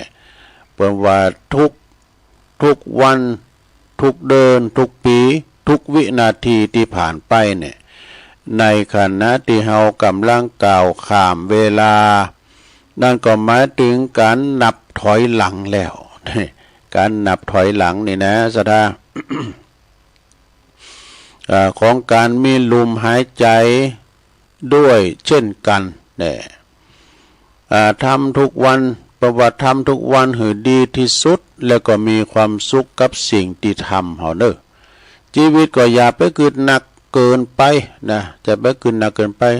เปิ้นว่าท้ายแล้วนี่มันได้อันยังไปที่โตไปสักอย่างวะยังก็ไม่ได้เอาไปตัววะนะตายไปแล้วในธรรมก็ว่านี่เนาะบาทเดียวผมได้เอาไปนะชีวิตมีเท่าที่มีแค่ไหนก็แค่นั้น คุณเฮาอยู่ได้อีกนานแค่ไหน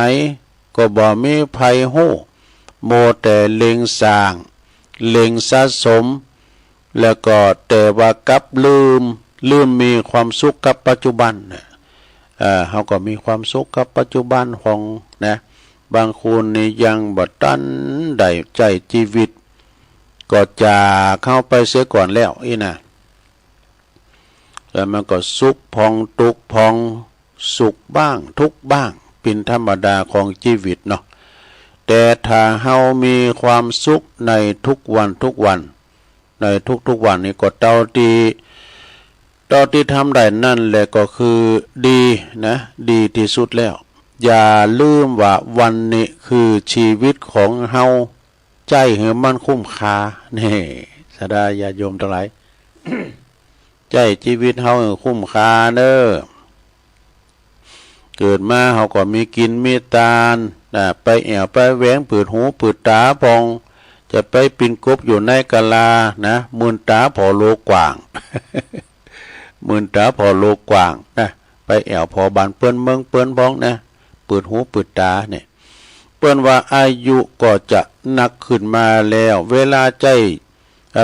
ชีวิตฮอน้อยลงไปนี่หลายสิ่งเข้ามาหาเฮาหลายที่สิ่งที่หายไปก็มีสดาญาโยมทั้งหลายเพราะว่าหลายสิ่งเข้ามาหลายสิ่งที่หายไปเนี่ยเวลามันลงเลยผ่านมานี่นะบางอย่างคงอยู่จริงแต่บางอย่างเหลือแต่แค่ความทรงจำนี่เหลือแต่ความทรงจำว่าสมมติว่าเขียวฮะเนี่ยโอ้ยสมัยก่อนนี่นะ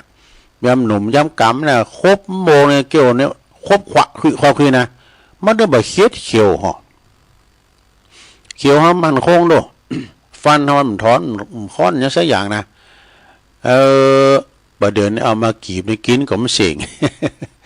มันสุ่มไว้นะเนาะแต่ก่อนนี่พุทโธฟันมันคงถึงแม้ว่ามันจะหล่อนแล้วมันออกมาดูเขาอันเขียวนะมันหล่อนออกมาเดี๋ยวมันหล่อนแล้วมันบ่ออกนี่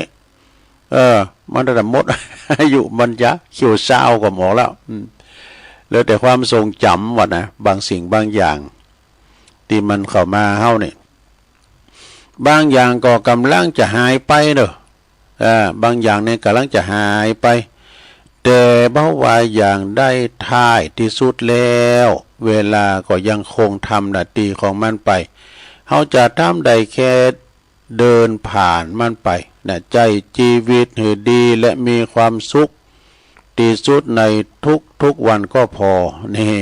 ขอคิดดีๆนะสาระญาติโยมแอมบทหนึ่งเป็นว่าเจอใดแอมบทหนึ่งก่อนเน็ตเนอะ แต่บทหนึ่งเปิ้นก็บอกว่าเวลาบ่ได้ผ่านเวลาบ่ได้เดินผ่านไปเปล่าๆนะแต่มันได้ฝากเลิงลาวต่างๆไว้ส่วนจะเป็นสุขหรือทุกข์นั้นก็ขึ้นอยู่กับเฮาเนาะวันเดือนปีผ่านไปปีพศเปลี่ยนไปก็ขึ้นอยู่กับเฮาที่ได้ทำมันยังไว้เฮาจดจำไว้พองน่ะเป็นความทรงจำหรือว่ามันปิ้นจะได้ปิ้นตำนานไปปีหนึ่งที่ผ่านไปเร็วมากกว่าปี2567ผ่านไปแล้วจากเข้าไปแล้วในวันนี้นะก็เป็นวันที่ว่าเดินใหม่ปีใหม่เข้ามาเนาะนกอินทรีนี่นะนกอินทรีนี่มันเป็นเจ้าเวหาดูก็บ่ต้องมีไผคอยตบมือให้มันก็พร้อมที่จะบินทะยานขึ้นสู่บุญอากาศนี่บุญเมืองฟ้าอันกว้างใหญ่เวิ้งว้างตุนยาก็เหมือนกันนี่เก้าหญ้าก้อหญ้านี่นะก็บ่ต้องรอภัยมาหันใจมันก็พร้อมที่จะเติบใหญ่เด้อพร้อมที่จะเติบใหญ่ไปในทิศทางของมัน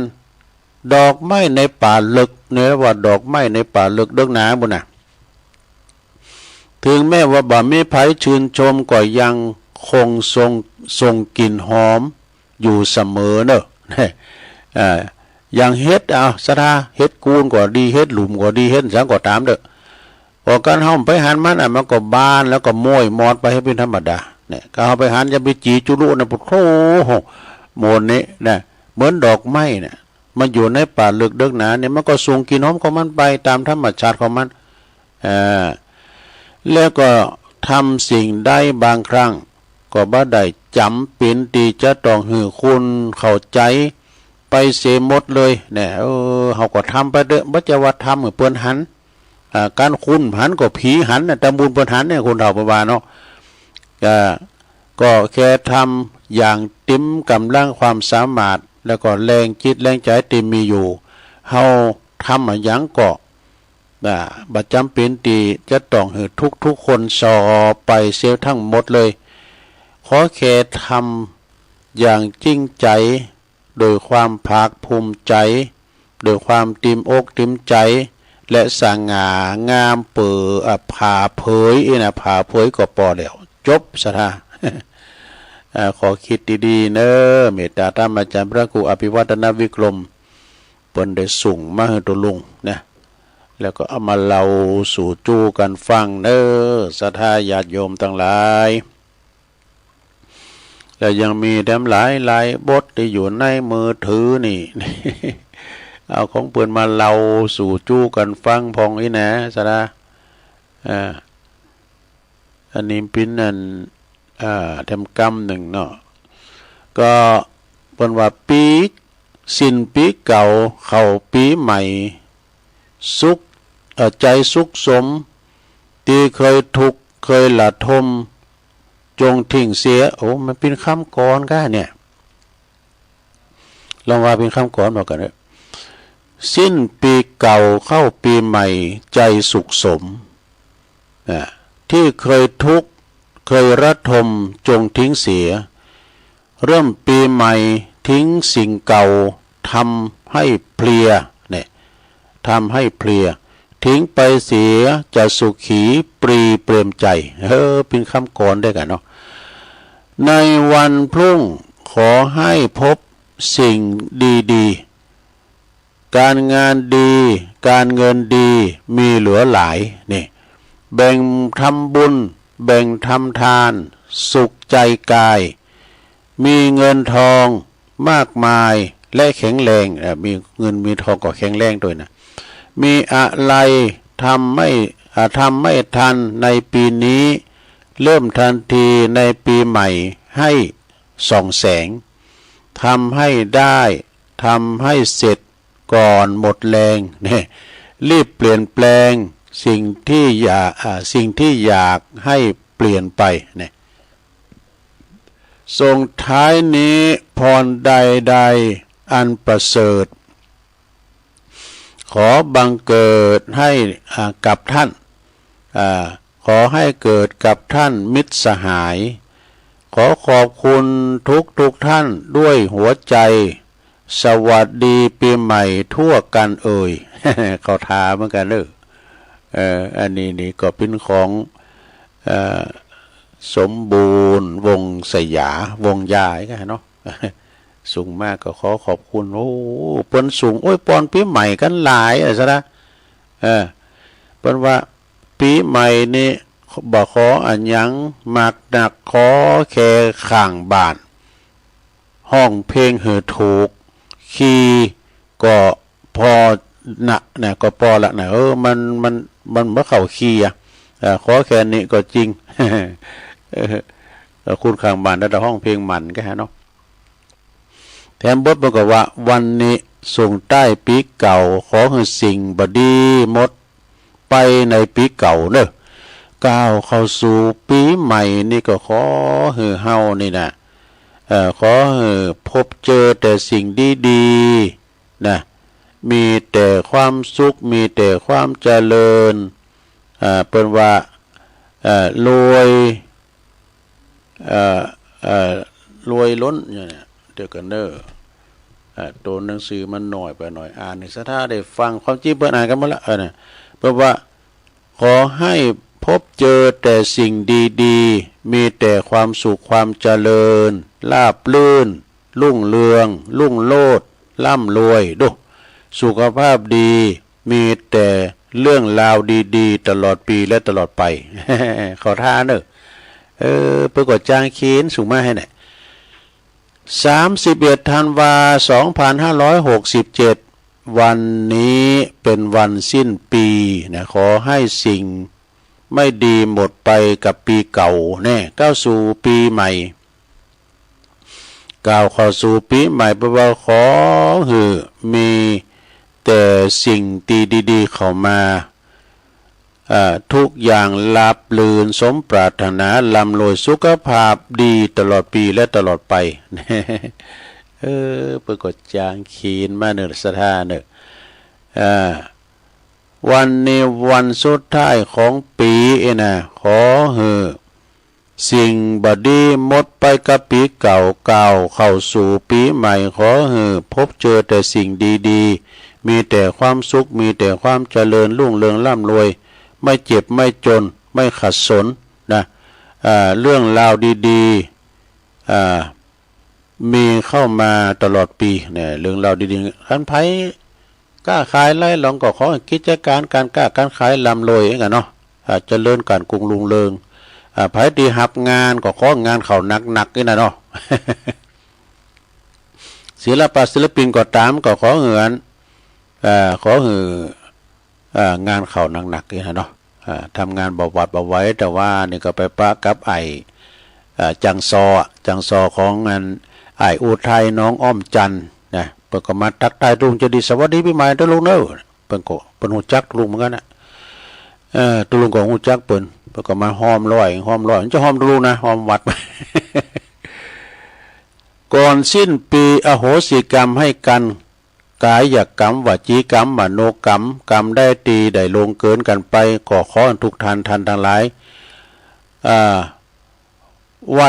ทั้งตอนทำไหวทั้งตอนหน้าและรับหลังก็ดีนะทั้งเจตนาก็ดีบ่เจตนาก็ดีขอท่านทั้งหลายจงได้โปรดอโหสิกรรมซึ่งกันและกันเถิดสาธุสาธุสาธุจบศรัทธาญาติโยมเนี่ยเอามาเล่าสู่จูกันฟังนะเอาละตอนนี้ไปก็ประกาศข่าวสารงานบุญครูบาอาจารย์กันเด้อสนาเด้อ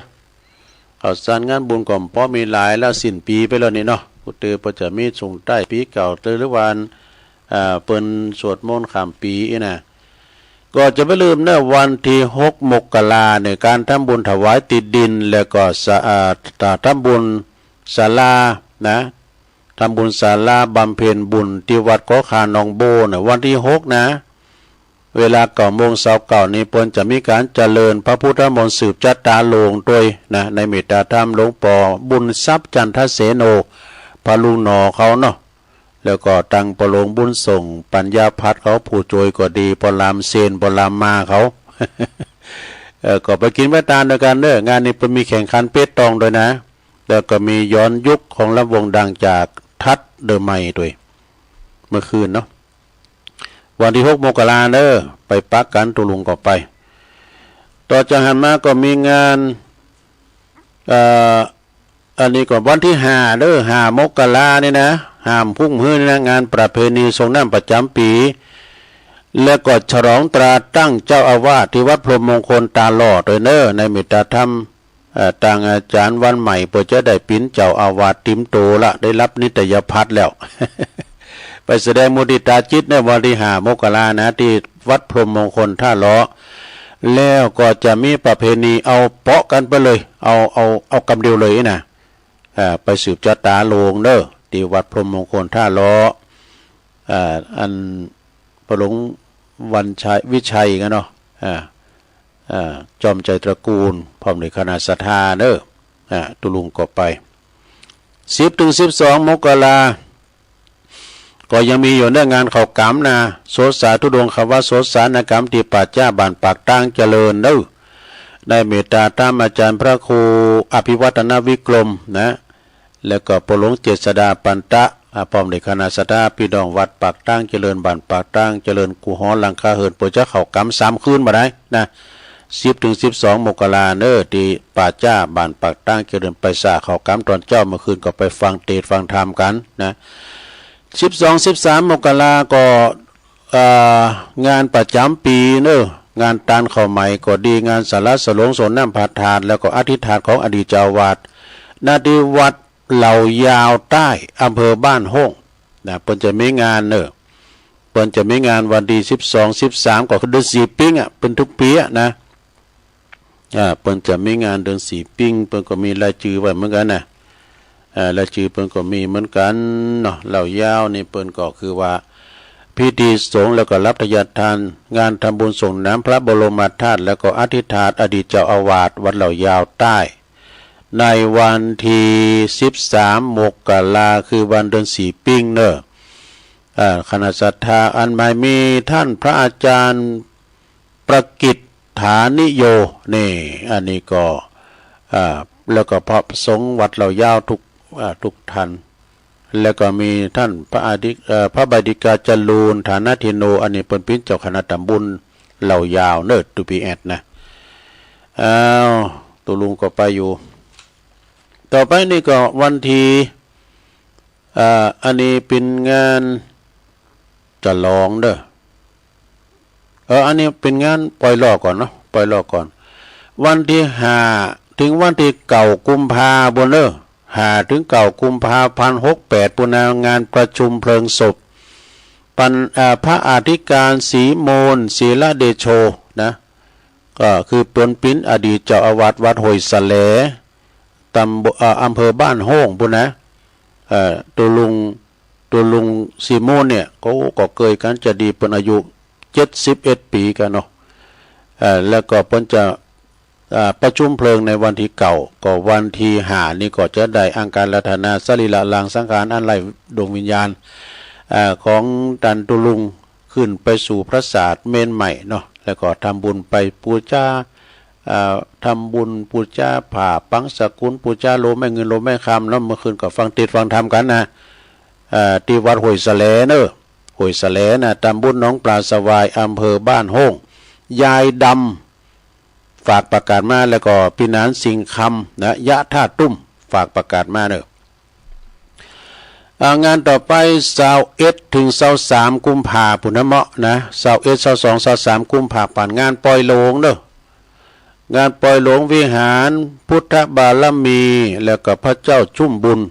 ของวัดโบสถ์น้ำดิบตำบลน้ำดิบอำเภอป่าซางเนอะจะมีการฉลองเสนาสนะมีพระธาตุเจดีย์โหหลายอย่างเอาคุมกันเดือนเนอะเขาเงินไปเป็น20 ล้านเหมือนกันนะสถานเนอะวิหารเป็นก็งามปรับปรุงภูมิทัศน์วัดแถมปูกับเบิ่งน้ำโตเฮาเข้าไปมาให้ได้นี่ถอดแคปเข้าไปเนอะวัดเปิ้นสะอาดนะท่านพระครูวิโรจน์ชยาพรตุปีพระศิลฐานวุฒโธนะแล้วก็แม่หลวงเบญจวรรณชายน้อยเนี่ยวันนั้นก็เข้ากำเปิ้นปิ้นกันเด้อเปิ้นปิ้นกันนะฮะที่วัดโบสถ์น้ำดิบวันที่21 22 23 กุมภาเนี่ยนะเดินหน้านี่เด้อเปิ้นจะปล่อยลงเอางานต่อไปอันนี้ไกลอยู่เนาะ29 ถึง 31 มกราเด้อ29 ถึง 31 มกราคม 68นี่ปลายเดือนนี่นะก็จะมีงานเข้ากรรมปฏิบัติธรรมที่วัดห้วยงูในอำเภอฝางวัดห้วยงูในนี่ก็คือวัดโสภณารามเปิดจะเข้ากรรมแล้วก็จะได้สร้างอันนี้นะเปิดจะได้สร้างอันแปลงพระธาตุเจดีย์ตัวเนาะแล้วก็วันที่2เริ่มวันนี้แล้วเนอะตำบลแม่แรงคณะประสงค์ตำบลแม่แรงกับคณะศรัทธาตำบลแม่แรงอำเภอป่าซางในประเจ้าเขากำดีโคงแก้วตั้ง3ของวัดตุนพึ่งนะวัดตุนพึ่งก็อยู่ในตำบลแม่แรงเหมือนกันนะตุลุงเลิศเนอะท่านพระครูโต80 ปลายแล้วเนอะตุลุงแข็งแรงอยู่นะประเจ้าเขากำในวันที่2 ถึง 10 มกราเนี่ยปิ้นประจำนะตำบลแม่แรงนะ2 ถึง 10 มกราก็ไปกินแป้ตันไปซาเขากำกันเด้อตีวัดต้นพึ่งแล้วก็มีงานแถมต่อไปนี่ก็มีแถมนะวันที่2วันนี้เด้อสถานเด้อเพิ่นจะมีสืบจัดตาหลวงที่วัดพระพุทธบาทอุดมนำบ่อสาวาเมืองฝางเด้อพระอยู่ละแวกไก่เคียงก็ดีในเมตตาธรรมหลวงพ่อพระครูสุจิตานุรักษ์หลวงพ่อใหญ่เพิ่นก็ประกาศถึงวันว่าไผจะมาโลมสืบจัดตารับขวัญวันปีใหม่วัดพระพุทธบาทอุดมวันนี้เด้อวันที่2 มกรานี่นะตั้งแต่9 โมงเป็นต้นไปก็เชิญกันได้เด้อดุงหลงก่อนแล้วไปแล้วเนาะแล้วก็งานต่อไป อันนี้งานตุลุงแดงเนอะวัดแม่ห้องไคร้เปิ้นก็จะมีอำเภอดอยสะเก็ดนะตำบลแม่โป่งอำเภอดอยสะเก็ดจังหวัดเชียงใหม่ในการทำบุญฉลองสมณศักดิ์สัญญาบัตรพัดยศในเมตตาธรรมอาจารย์พระครูชลทานพิทักษ์นะทว่าเปิ้นก็จะมีฉลองเสนาสนะต่างๆตัวเนอะในวันที่19 มกราเนอะเป็นวันติดตัวนั้นก็ปดโตเปิ้นจะไปกันหลายครูบาอาจารย์นี่เป็นร้อยพุ่นเนอะวัดแม่ห้องไคร้เปิ้นจะฉลองไปแสดงมุทิตาจิตกับตุลุงแดงนะตุลุงแดงพระครูชลทานพิทักษ์ตนเดียวนี่นะเพิ่นจะเอาวัด4 วัดกันเนอะพอก็ดูแลแถววัดป่าปานพุ่นนะ ในวันที่19เนอะไปปักกันนะที่วัดแม่ห้องไคร้นะพระครูชลทานพิทักษ์อินจันถาทิตตยุโก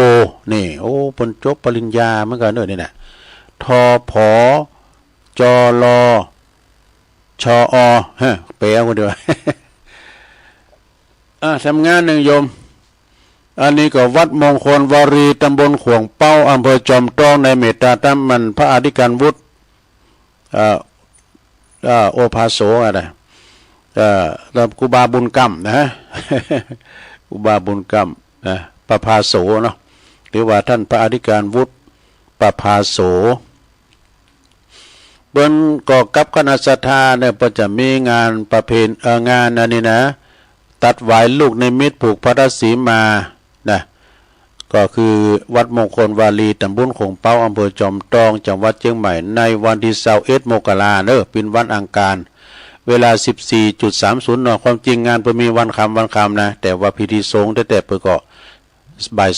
2:39 นะอันนี้ก็ตุลุงก็ไปเป็นสงฆ์พิธีเหมือนกันนะก็ไปกินแป้งตาลกันเด้อศรัทธาญาติโยมไปปิดทองลูกนิมิตนะหาทำอยากทำงานหนึ่งก็ว่าปุ้นอันนี้นี่วัดปากล่องโอ้ไก่อยู่มากันเนอะ23 ธันวา23 มีนาเหมือนกันนะเนี่ยประกาศไปเนาะเพิ่นจะมีเจริญพระพุทธมนต์สืบจัตตาหลวงรับทายทานฉันเพลเนื่องในงานทำบุญสมโพธิฉลองสมณศักดิ์พัดยศด้วยนะแล้วก็พระครูธีระพระครูสัญญบัตรพัดยศเจ้าวัดลาดชั้นโทการทำบุญฉลองอายุวัฒนมงคลครบ60 ปีนะ60 ปีแล้วก็พรรษาที่28พระครูธีรกิจจาธิคุณเนอะอดิเลกอธิปัญโยเจ้าวัดปากล่องตำบลน้ำเลี้ยมอำเภอป่าซางเด้อวันที่23พวกก่อน23 มีนาพวกก่อนนะ23 มีนานะอันนี้ก็อ่านผ่านไว้ก่อนเนาะปล่อยหลวงทำงานหนึ่งเด้อที่วัดฟ้าหลังนะเก่าถึง11เด้อเก่า11 กุมภานี่นะเดือนหน้านี่งานปล่อยหลวงโบสถบทเปิ้นเนี่ยบทโต10 ล้านปลายกันเด้อวัดฟ้าหลังนะในเมตตาธรรมพระครูปิยกิจปรีชานะฮะที่ปรึกษาเจ้าคณะตำบลดอยหล่อเขต2เจ้าวัดฟ้าหลังนะก็ไปกินไปทานกันวันพุธจะมาประกาศทำเด้อวันพุธจะมาประกาศแถมนะตอนนี้แต่เวลาก็โวยแต่ตักตังลายกันเด้อขอบคุณเนี่ยพระอาจารย์สมเพชรปัญญาโนเปิ้นตักมาตังลายไหวสานะครับเด้อไหวสาวัดพรหมมงคลท่าล้อโดยแล้วก็มีบุญส่งจากลำปางโดยไหวสานะครับเด้อปกแก่เก่าสวัสดีปีใหม่ครับสุขภาพสมบูรณ์แข็งแรงปลงสุเมธอินตะแก้วเนอะสันกำแปงแม่ชีกันทนีสายยะจากเวียงป่าเป่าเนอะแม่แดงอัมพรจังฟอนจากพุทธนิมิตพุทธนิมิตแม่ในการเนาะจอมทอง แล้วก็โยมยุพินหอมมาลาปีน้อยฟังจากบ้านแม่โยกแล้วก็อันชัดเจนดีสำหรับฝ่ายหินเนาะฝ่ายหินชัดเจนดีตุปีนกน้อยนะตุปีนกน้อยนี่อยู่ปุ้นอยู่ปฏิบัติธรรมศูนย์ปฏิบัติธรรมอำเภอดอยหล่อนะแล้วก็ตุปีชาด้วยตุปีวิชาสุจินโนวัดป่าตานด้วยนวัยสานะครับเนอะแม่ครูจังซอแม่สายพินกัลยาเนอะสวัสดีปีใหม่เจ้าอวยพรปีใหม่ตัวนะ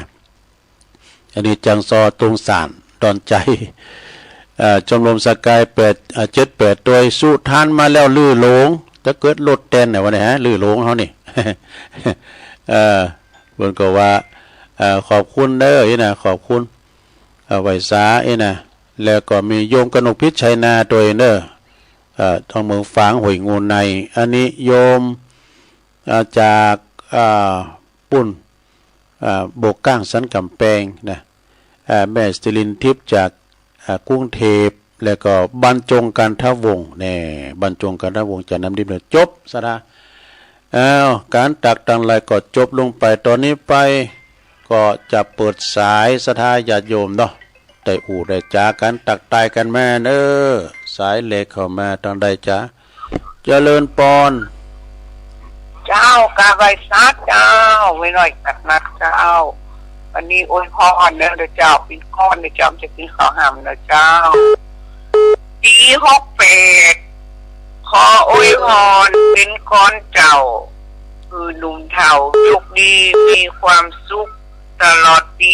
68พ้นจากทุกข์มีแต่สุขตลอดปีมีโชคใจป้อนใดๆในโลกนี้จะได้เต่าดีตัวเฮาทำดีกันกูคนอยู่ที่ไหนก็สุขใจบอกกังวล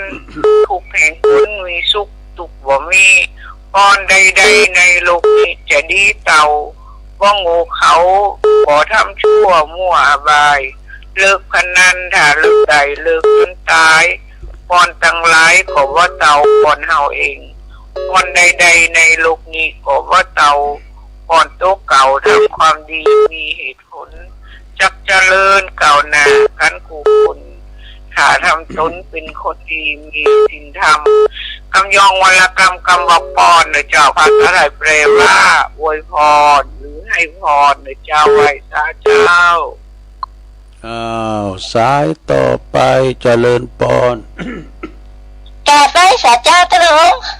อันนี้ใช้ปากกาหนองโบเนาะเจ้าไม่ของเจ้าอยู่ไม่ของได้เจ้ามาบ้านกะเจ้าวัดดีปีใหม่เนอะตะลุงสวัสดีปีใหม่โชคดีเนอะเจ้าชัดเจนนี่เด้อเจ้าหันนี้ไหนบอกโหเตื้อเปิดจับกับฟังค่ะโชคดีก็สถานีเนี่ยกะแดนดินถิ่นล้านนาเนี่ยกะเจริญปอนเจ้าค่ะพระชาเจ้าตุลุงแม่สุเปียศิลปพรสิเตี้ยมาลุงละปุ่นเนอะสวัสดีปีใหม่ด้วยเด้อขอว่าตุลุงมีสุขภาพสมบูรณ์แข็งแรงนะเจ้าแม่สุเปียศิลปพรฟังขึ้น 98.75 วันโอจ่องซักชัดเจนนะเจ้าตุลุงยินดีหลายๆเนอะเจ้าเพิ่นฟังกันนักกันหลายนะเจ้าตุลุงเจ้ากับไว้สาเด้อตุลุงสาธุเจ้าศีลาพรสีเตี้ยเจริญปอนเจ้าไว้สาเจ้านะไม่ลงปั้นกะตาโจกเนาะบ่ได้ฟังซะก่อนตื่นบ่ดีเป็นยังชัดเจนดีเนาะฟังหอยตองซักเจ้ากำลังใจเด้อเจริญปอนดีสุขเจริญปอนติดแล้วไปสาครับตูลุงคนนั้นฟังตั้งแต่แรกแต่ต้นมาแล้วครับ